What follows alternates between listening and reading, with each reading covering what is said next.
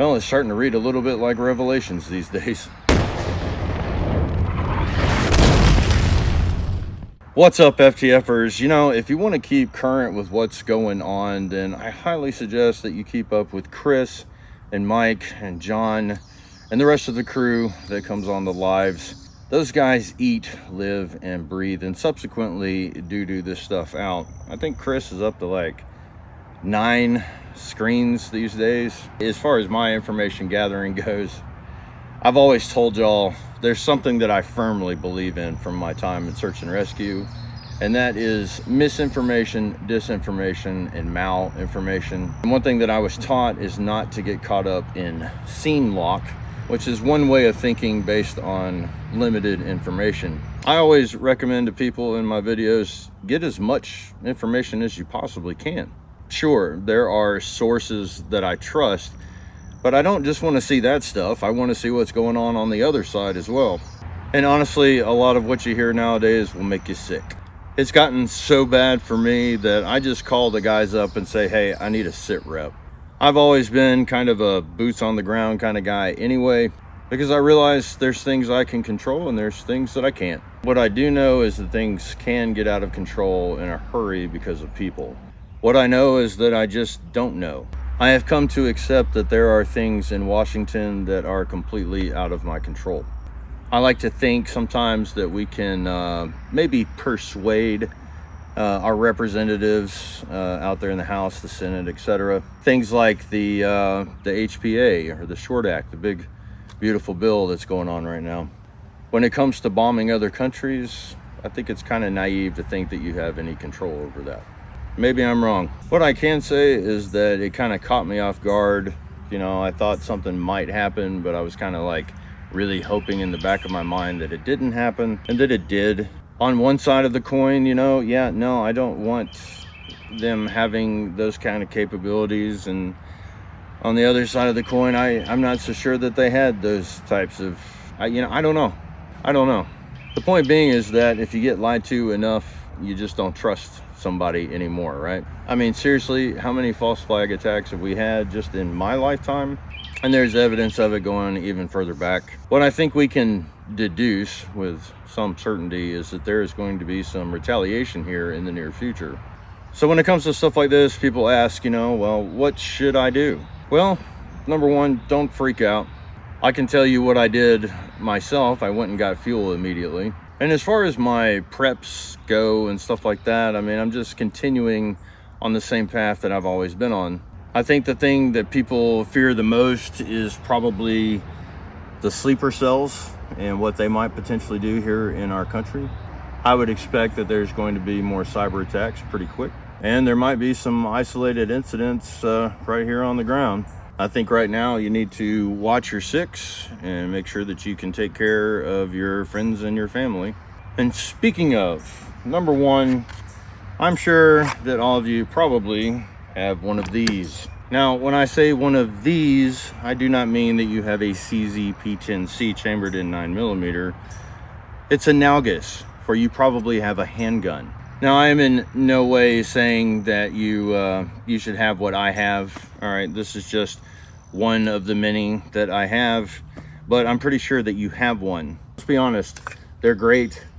We can carry them with us. They fit in our pants. They're quite handy. They're great for self-defense. But here's the thing. The only reason that we carry one of these is because we can't stuff one of those in our pants. Although I'm sure that there are guys out there that are trying. More than likely, most people are using one of these to protect their home. But let's think about that for a second.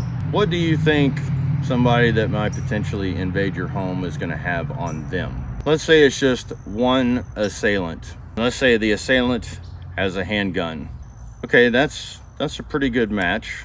But what if there's 2 assailants? What if one of those assailants has a PCC, or is carrying a rifle or a shotgun? Now you are severely at a disadvantage. I guess if I had to compare it to anything, it would be kind of like bringing a knife to a gunfight.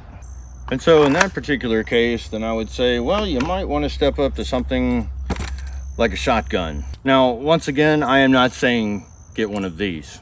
And depending on the shotgun, you may or may not have a little bit more power or capacity. Now, one of the things that I can tell you from my own training is that mastering a handgun can be quite difficult. Mastering a shotgun can be very difficult as well. Shotguns love to eat, and how you feed them is very important. And if you complicate it with a ton of stress, it gets even harder. And if you ever go to a tactical shotgun class, you'll know exactly what I'm talking about. My position on this has changed a lot over the years because you grow up being taught a certain way, and then you go out there and you do the things right, and you handle them, and you listen to other people, and you watch videos. And I used to read articles. I don't know if anybody does that anymore. And I know in my own life, I think handguns and shotguns, well, that was predominantly what you would use to protect your home. But as I've gotten older, and the more that I've tested and the more that I've trained, I'm really leaning more towards a rifle. And the reason that I'm leaning more towards the rifle is because of incidents like, bank robberies. There's a famous bank robbery. Remember, the cops brought handguns and shotguns to the affair, and then they had to go to the pawn shop and get M14s. What did we learn from that incident?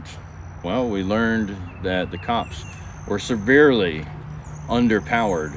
If a threat target is going to bring one of these to the party, then shouldn't you at least have one of these too?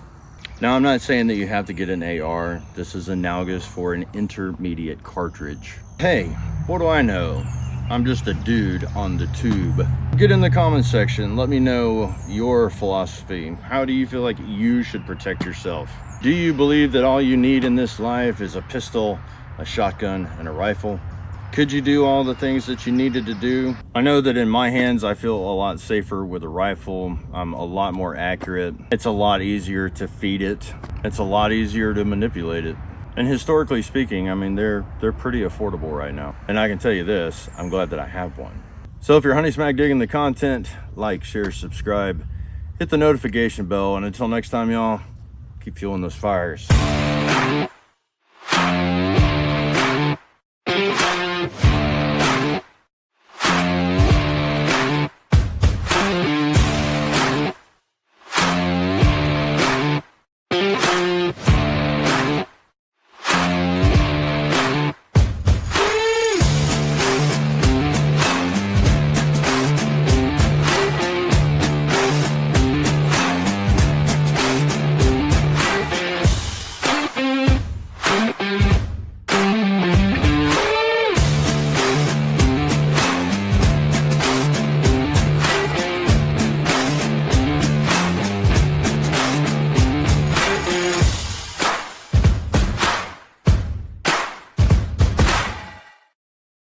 And we are back. I'm Chris Evans, the CEO of Survival Disc